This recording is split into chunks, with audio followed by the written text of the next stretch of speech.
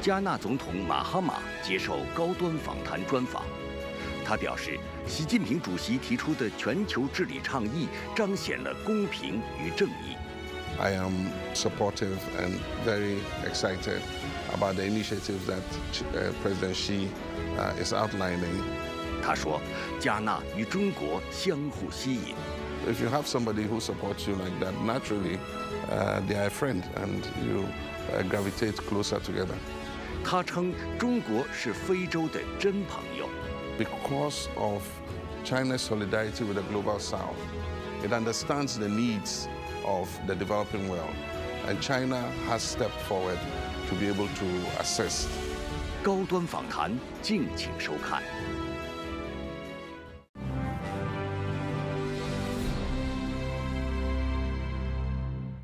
关注国际焦点，洞察世界风云。大家好，欢迎收看本期高端访谈，我是王冠。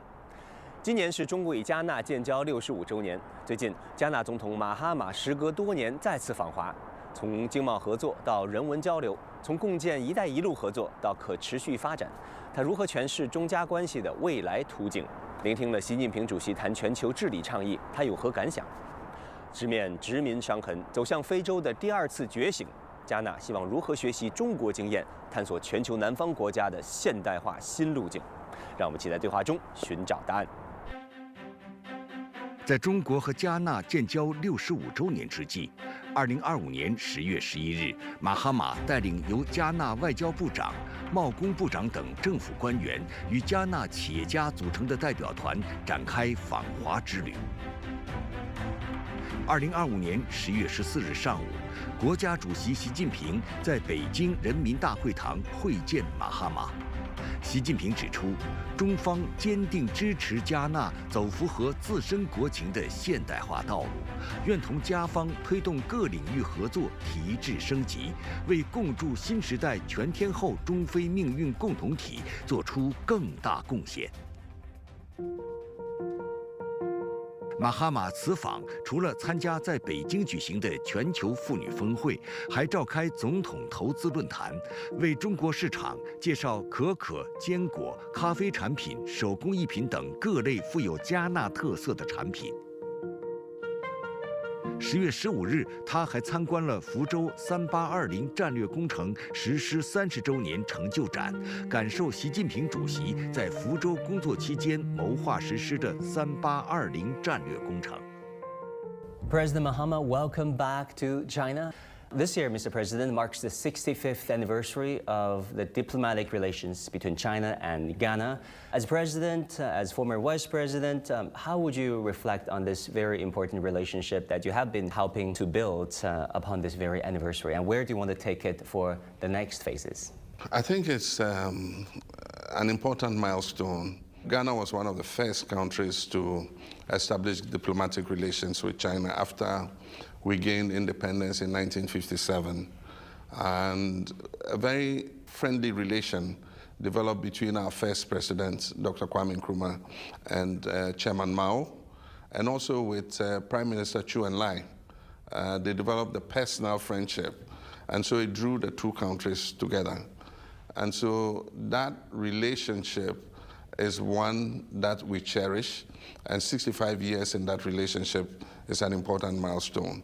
We're celebrating this 65 years anniversary in a world that is changing, that is very different from when Dr. Kwame Nkrumah and Chairman Mao and Chu Enlai existed. And so we need to pivot that relation to look at the new global order. And that's why I am supportive and very excited about the initiatives that President Xi is outlining. For instance, the initiative on governance, global governance initiative. And I believe that Ghana and most of African countries support that initiative. The other initiative, like the Global Security Initiative, that works towards security for all, In Africa, we all have our own problems of security, issues of cyber threats. Aside from that, we have violent extremism. China itself has its own challenges with violent extremism. And so I think that there's a time for us to partner to ensure that everybody can live securely and be able to create prosperity and opportunity for their people. You met President Xi some 10 years ago, and now you're meeting again. Actually, you just met with President Xi. How's the meeting this time go? Yes, I met President Xi, like you said, 10 years ago. And so I was not surprised when he became president and began the serious reforms that have advanced, China to where it is. He remembered clearly our meeting at that time. Indeed, this is the third time I'm meeting President Xi. But he remembers every single occasion that we met, yeah. That's impressive. What areas of cooperation did you discuss? Yeah, we discussed many areas, and one of the areas we discussed was trade between Ghana and China. You know that the global order is changing. Countries are acting more unilaterally. And so we believe that it is a time for countries that believe in multilateralism to actually show solidarity and come together. And so China has offered Africa a zero tariff policy. Ghana has started negotiations with China. And so that negotiation is taking place. We can sign off as the second country for zero tariffs with China. Your Excellency, if you look at the trade data, that is very impressive. $11.8 billion of trade between Ghana and China in 2024. That is more than 7% of annual increase. And that momentum continued into this year, 2025. Actually, China is Ghana's biggest trading partner. And trade between Ghana and China has continued to grow exponentially. The zero tariff policy is now kicking in. And so I believe that it will create a conducive atmosphere for us to grow that trade even more.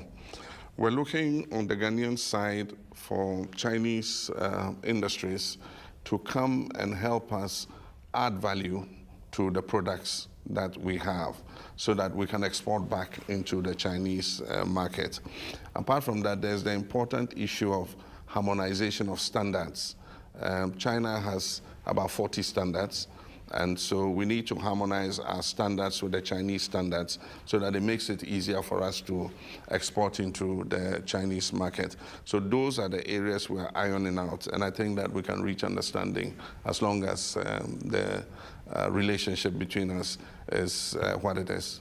You raised a very important point, Mr. President, that is the reindustrialization or industrialization for some parts of Africa. That is to move up the value chain. Do you think China has been coming in to help in this regard when it comes to infrastructure building and vocational training, producing skilled workers for not just Ghana but Africa as well? Yes, China has been a true friend of Africa.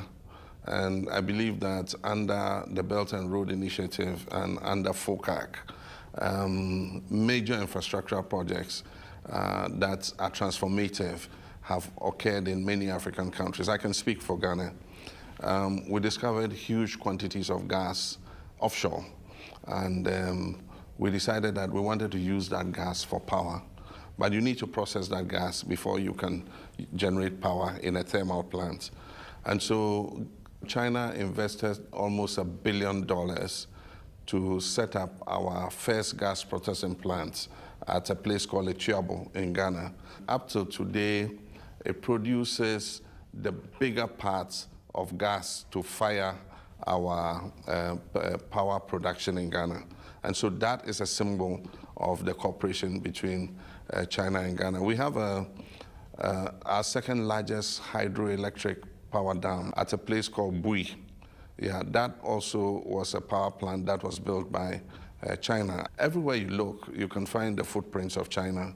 Accra is our capital and the biggest city. 40 million gallons of the water, clean drinking water, that is treated and pumped to Accra every day as a result of a facility that was provided by China to expand the Kpong water treatment plant. And so, yes, China has been a partner when it comes to infrastructure development. I cannot talk about the roads. As for roads and bridges, there are so many of them. Stadiums. Yeah, and stadiums. markets, I would say that China has been pivotal in Africa's infrastructural development. In other places, they've built railways that interconnect cities.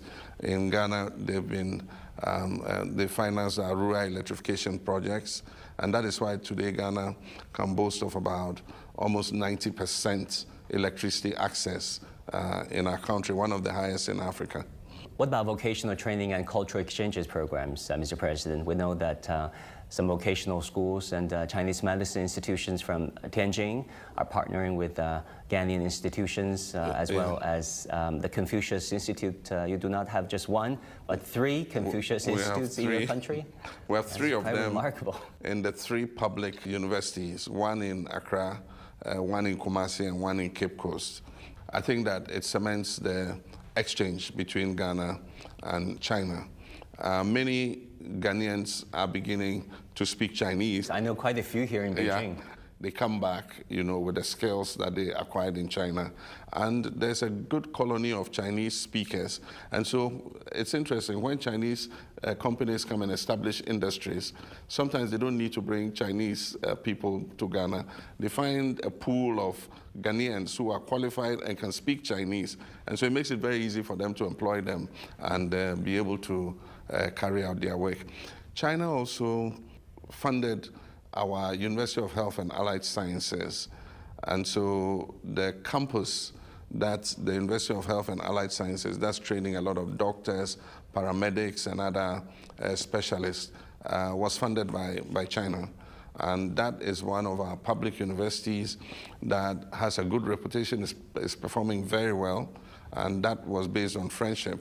One thing I should add, Mr. President, is that Ghanaians do not just speak Chinese, but they excel at it. Yes. I know one Ghanaian who was a friend of mine who went on to win the Hanyu Chinese speaking competition globally. That is the highest, the most highly regarded Chinese speaking competition anywhere in the world. So they truly excelled at it. And they speak it flawlessly with the right accent, Yeah, I know. I wish I could speak Chinese too.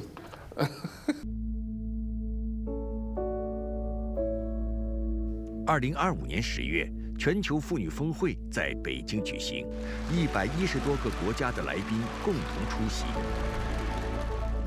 作为峰会嘉宾，马哈马总统认为这次峰会意义重大，彰显中国推动世界妇女事业发展的领导力。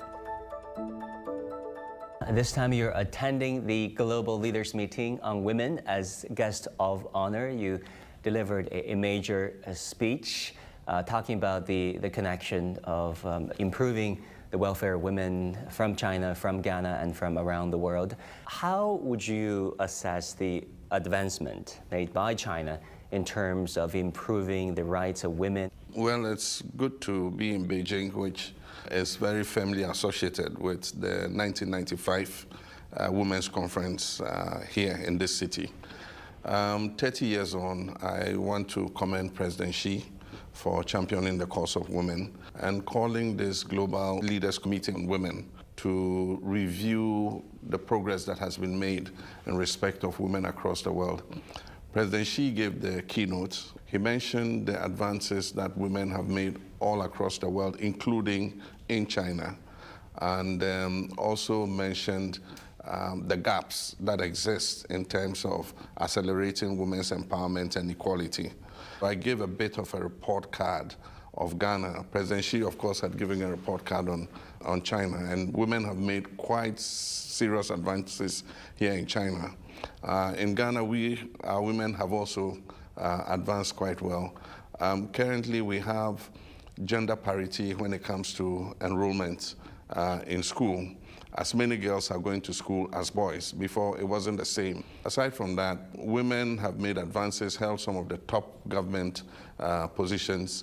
During the speech that you mentioned, President Xi Jinping's speech addressing the Global Leaders Meeting on Women, one word he touched upon for over 20 times is the word of development. He said the Chinese women contributed to the development of China's economy, political system, as well as its cultural influence. In fact, there's a data here that validated what President Xi said. Women in China accounted for over 43% of employment in high-quality development sectors, 45.8% in science and technology, Chinese women, and roughly 1/3 in digital trade, e-commerce, and live streaming. What are your thoughts on all this progress? Yeah, those are very impressive numbers. China, because it was home to the Beijing Declaration, has made quite serious advancements in accelerating women's empowerment. That's admirable. And I believe that we should be proud of what China has done. In our country, we're trying to push women's empowerment. And I think that women have made very serious advancements in Ghana too. Women dominate business and trade. And so when you come to the area of commerce, marketing goods and all that, women dominate that sector. In education, like I said, more women are going to school and staying in school. 加纳位于非洲西部几内亚湾北岸，南滨大西洋，拥有长达562公里的海岸线。农业、渔业、林业、矿产资源丰富。15世纪起，西方殖民者相继入侵加纳沿海地区，掠夺资源，贩卖奴隶，殖民阴影笼罩非洲大陆数百年。1955年，万隆会议成功召开，亚非民族解放运动掀起高潮，全球殖民体系加速瓦解。1957年，加纳的独立更点燃了撒哈拉以南非洲的第一支自由火炬，被称为非洲觉醒的黎明。2025年2月，第38届非洲联盟峰会在埃塞俄比亚首都亚的斯亚贝巴举行。峰会以通过赔偿为非洲人和非洲人后裔伸张正义为主题。在峰会上，加纳总统马哈马发出呼吁。非洲需要新一轮觉醒。You give a very powerful speech at the 38th African Union Summit, where you talk about the fact that perhaps there should be another round of Africa reawakening. You talk about justice for Africans and people of African descent, repatriation, not just in financial terms, but there are 3 R's that you mentioned, restitution, rehabilitation, and guarantee of non-repetition. Can you elaborate on that for us? Africa suffered 2 serious crimes against humanity. The first was the slave trade, and I believe that that was the greatest crime against humanity, where between 12 and 15 million Africans were taken from Africa to the Caribbean and the Americas and Europe. And their labor was used to build what today is modern Western civilization. This labor was unpaid labor. They were not remunerated for the work they did in the sugarcane fields, in building the railways, in building the roads, the bridges, and all that. We believe that first and foremost, it should be recognized as the greatest crime against humanity, and we must condemn the activity of slavery. Of the people who were shipped to what I call the New World, that's the Western world, estimated that as many as 2 million did not arrive at the destination because they were either too sick or they died on board and they were just tossed over into the ocean. That was genocide, And so it's an issue that the first step is for us to accept. And so Ghana wants to move a motion in the UN next year asking the world to recognize the slave trade as the greatest crime against humanity. And so we'll continue to push. I'm the African champion on reparations. When I spoke even at the UN, I raised the issue of reparations. And so I do think that that is to do with slavery. With regards to colonialism, the Berlin Conference partitioned Africa, and the European nations took colonies in Africa, ran those colonies, exploited the natural resources, and transferred those natural resources, oil palm, gold, minerals, cocoa, and other products, to develop their countries. And it's only from the late 50s that countries like Ghana got independent. And so that was an injustice. Colonialism was an injustice against African countries. You expressed admiration for the founding father of Ghana, Nkrumah, multiple times, quoting him in his speeches about Africa's first round of awakening, whereby he said the best way for Ghana to become an independent state is to be an independent state. Why did you admire him so much? Kwame Nkrumah was one of the leading Pan-Africanists, and he believed not only in the capability of Africans to be able to manage our own affairs, but he also believed that Africa should unite in order that we can optimize our potential to create opportunities for our people. There have been questions, comparisons of China's approach towards Africa over the years and decades versus previous powers. There's some questions associated on sustainability, on labor, on the nature of mutually beneficial cooperation. How would you assess the Chinese approach now that Ghana, the countries you're leading, have been a pioneer in leading the first round of awakening of Africa? Our relations with China have been historic. One, because China has maintained a solidarity with all developing countries and identifies itself strongly with the global South. And so that gives a natural, a basis and platform for cooperation. And you can't transform the economy without putting in the social and economic infrastructure. And so for many years, Africa found that if it had to do a highway between two principal cities, if it had to put a power plant, if it had to do transmission lines to be able to take electricity across the country, it had to turn to China. I think that because of China's solidarity with the global South, it understands the needs of the developing world. And China has stepped forward. Like you said, I was here in 1999, and I visited Shenzhen and Beijing at the time. Today, if I see Shenzhen and Beijing, they're so transformed. If you look at the railway map of China just 10, 15 years ago, and you look at the railway map today, high-speed trains and all that, it's like a complete, transformation. And so China understands the need to have that kind of transformative investment. And that is why it supports Africa in investing in transformative infrastructure. And I think that that's a good thing. But aside from that, our worldview, a lot of the time coincides with China's worldview. China has supported Africa in the quest for a permanent seat on the United Nations and continues to support Africa's position. And so if you have somebody who supports you like that, naturally, they are a friend, and you gravitate closer together. I like this word, gravitate towards each other. That happens naturally, but also with some efforts. Do you see China as a strong partner in this Ghanaian transition from sovereign independence, which was realized a long time ago, to sovereign modernization?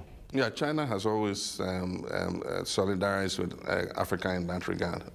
And then the international landscape is more than complex, to put it mildly, complicated. As all this evolve, as you rightly mentioned, Mr. President, the Chinese leader, President Xi Jinping, proposed the global initiatives on governance. What promise do you think this Chinese philosophy, this way of governance, can play in perhaps ushering in a new era of true multilateralism going forward for the global South as well as for the rest of the world? The global South has been left behind in the global order that has existed since the end of the World War. It's an unjust system in terms of global trade. It's an unjust system in terms of the global financial institutions. It's an unjust system in terms of the illicit financial flows from the global South to the global North. And so in fashioning a new global order, we must insist on justice and equality, and that the system is not rigged against Africa and the global South. And so that is what the parameters of any new global order should be. And so once China starts leading that initiative, I think that is something that we all must support. And it does not exclude the global North for countries that understand the need for justice, I think they all can support this new initiative, that the new order should give African countries a greater say on the world's multilateral financial institutions. It should give Africa a greater say in the international multilateral bodies like the United Nations, so that we can be equal partners in determining how our world order is presented. And finally, what do you want to say to the Chinese audience when you look ahead to the next decades of China, Ghana, as you said, solidarity and fraternity? Well, I wish the Chinese people well, and I believe that we can continue to work together, especially in new areas of innovation and digitalization. China has worked hard to gain a comparative advantage when it comes to green energy and transitions, digitalization and innovation, artificial intelligence. And so I think that there's the opportunity for new partnerships between us and China. And China's transformation and development is an inspiration for all of us. Your Excellency, President Mahama, thank you so much for your time and your insights. Thank you very much.